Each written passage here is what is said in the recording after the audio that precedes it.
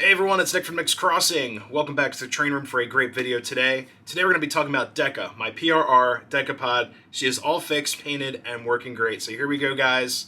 All aboard. Alright everyone, so about a month ago I picked up a PRR PS2 from MTH Decapod from White Rose Hobby for 80 bucks. They said, yeah, she's a project, the boards are probably okay, everything's alright. It just doesn't move. And I was like, okay. I'm up for the challenge. I'm mechanically savvy right here. I'm learning the electronics here and there as well, having a lot of fun with that, with upgrades and all of that stuff. And I got her home. I was like, yeah, she is frozen, so I'm up for the challenge. So I brought her home, sat her on the driveway. Here's some really cool photos of her right here. Looks like an abandoned locomotive, kind of like the locomotives at the Railroad Museum in Pennsylvania. Just sitting there, brought her in, started dremeling her like crazy, and if you guys missed that video, that will be down in the description. You got to check it out. It was a lot of fun overhauling this loco. So while digging around in there, I realized that there was no smoke unit, so someone snatched it out of there. And then also, it had a lot of paint damage. Now, a lot of you guys have been telling me, Nick, just leave it alone. But I noticed that there was a lot of scarred brass. It's a whole brass model. It's not this one. That's my Atlantic. She's actually behind the Atlantic on my 072 loop. But there's a lot of scarring. I didn't like seeing the brass. It's like shiny. It's kind of distracting, reflective. So while I was picking up a smoke unit at Iron Horse Trains up in Hanover, good friend Troy, he actually sold me a bunch of hobby paints to dirty up the engine, patch up some things, weather it in ways, which you guys will see. Did my first weathering job, and it's nothing too crazy. It just looks like soot. I didn't do like a whole paint overhaul, but in the paints he gave me, in that pretty much giving me for the price he charged for the paints, it had like engine dust, engine dirt, soot, engine black, Tuscan red, oxblood red, Brunswick green, and my favorite paint of them all, Conrail blue. So for 10 bucks, there's a lot more paint in there too. It's like 25 vials of this stuff. And she finally dried. That's why I didn't do this video earlier. She's been done for about a week, but the paints were really oily. They had to sit and dry. It is kind of cool up here, so it doesn't really help. But she looks great. She's all patched up. I don't really see a lot of like shiny, flaky brass stuff, even on the tender. Did some minor weathering, just here and there, dirt, dust, you know, all that stuff. But we'll get into a small review as well. So she's working great. A couple of things I had to do. Rewire everything from the engine to the tender. The tether had dead pins, rewired that as one solid connector. I had a tether come in from eBay. It was very expensive, but the problem wasn't the tether. It was actually the 10-pin connector, and I'm not rewiring it right now. It's going to be like a while, and those pins are so small, you need like a really small soldering iron to get in there, like fine tip to solder all those points. There's about 12 wires talking from the engine to the tender, and how these are wired, it's actually really crazy. The power is only picked up by the engine, not the tender, and the wires run, all the power runs to the tender, then the tender distributes everything back, which is kind of nuts. So there's a ground that follows back and forth, they share ground, and then there's the hot wire that's coming from the two pickup rollers. So the giant locomotive only has 2 pickups, but she does great on this real tracks. I was like, what track do I have? Real tracks. She does great over the switches and everything. And it has typical Decapod problems, like wheel slip and all of that, which is kind of fun. But then I ended up replacing the traction tires. Troy gave me some traction tires, so she's running great. And I actually did a little bit of a trick. I glued the traction tires to the wheel because they're flying off, probably because of oil or grease.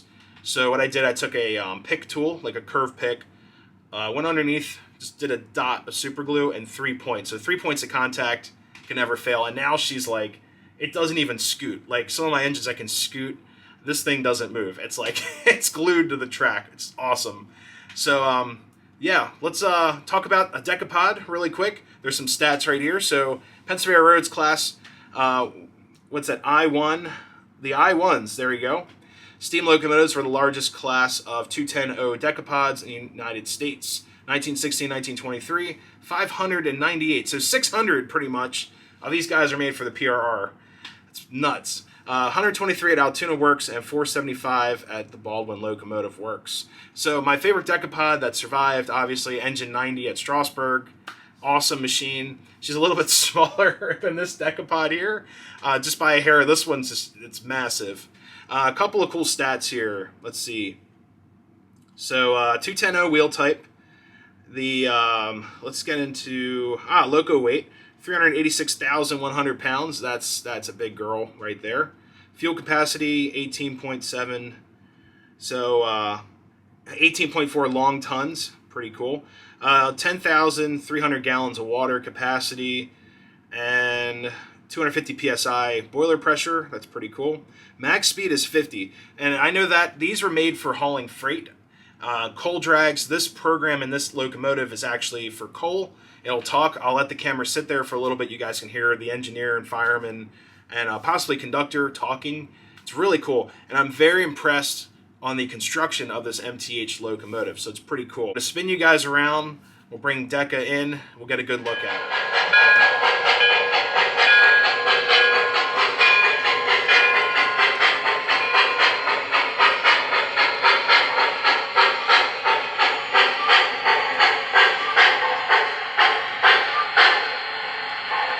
Alright guys, here she is, and she is smoking. I love this fan smoker on here. It's an MTH standard part. It's got the two inputs for the constant fan smoke, as you guys are seeing right now, and you get the chuffing effect, which is just beautiful. And that is just so cool.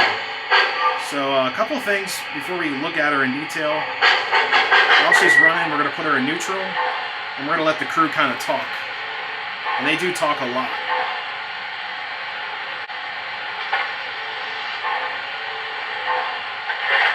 Alright, they're shoveling some coal.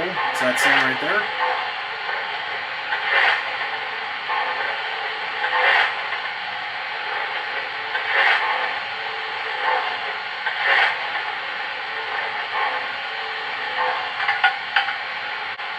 We're going to need the standard for that to keep great.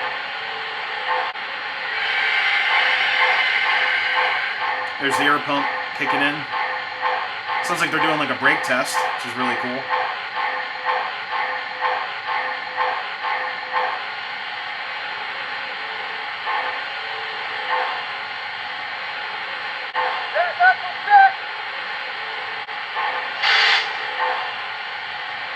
Sounds like they're oiling some stuff there, using some pneumatic tools.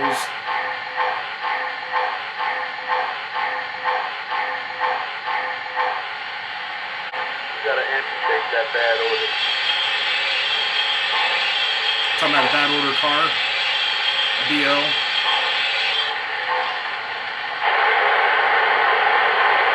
There's your steam blow off. Kind of blow her down now. If we're clear. Clear? Clear.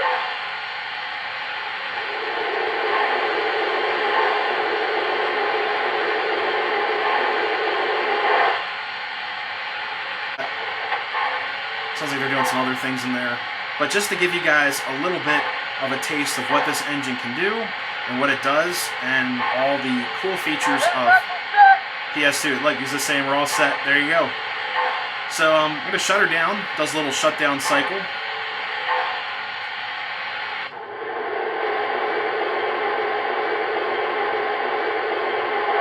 There you go. So a couple of things here. I'm actually just going to use the the TMCC remote antenna. So so in here there was lots of whoops. There we go. Set a different track so I don't like hit the dial on it. So all this like shiny paint right here, that was like an oil paint. It said like oil residue, so I thought that was kind of cool to add. And then up here, like I said, there was lots of scarring in here, lots of exposed brass. The window back here, we can actually zoom in on that, but it was all like, it looked really bad. Even the roof had scarring, so I did some painting on there. And the window paint is a little bit different than the MTH paint color, but it kind of gives that worn look. But yeah, you can see on the roof, there's some dirt now. We can actually, here, I'll bring you guys up there. We have some dirt on the roof. And then if we go down here, it's all been touched up. Remember the sand dome, actually there's some exposed brass there. I'm going to paint that later. You guys didn't see that. These at the top of the sand dome were also completely exposed. It just looked really, really bad. And I didn't want that. I'm like, you know, engine can be dirty, it can have scrapes, it can have real rust, but do not want exposed brass on my locomotive. Hey guys, here's the inside of the cab. And it's fully decorated. We have firebox glow. We also have the gauges that glow. There's a light up at the top. There we go, right there. We have a fireman engineer right there. And it's just a beautifully crafted locomotive. The tender, I actually did some painting too. Did some kind of like streak marks, kind of like the coal on a wet day. Kind of bleached out or, you know, leached onto the tender right there. Kind of give a cool look there. I also painted the wheels like a darker gray, kind of give it some wear and tear. And then up at the doghouse and all of that, I painted up all of that to cover up all the exposed brass. And then for some reason, the guy in the doghouse, he's, I don't know if he's very happy. He's in the dark. So the guy in the doghouse is really in the doghouse right there. So yeah, pretty sweet. It's a really fun project to fix this up, get her painting, and of course, smoking right there. A couple other details. This is the other side. Painted all of this stuff here, like the injector, all that. Pumps and everything have been covered over with dirt. And this side's just as dirty as the other side, if not dirtier. Alright guys, I believe there's only one thing left to do. So let's give her a run session here and a smoke show. So here we go guys, all aboard.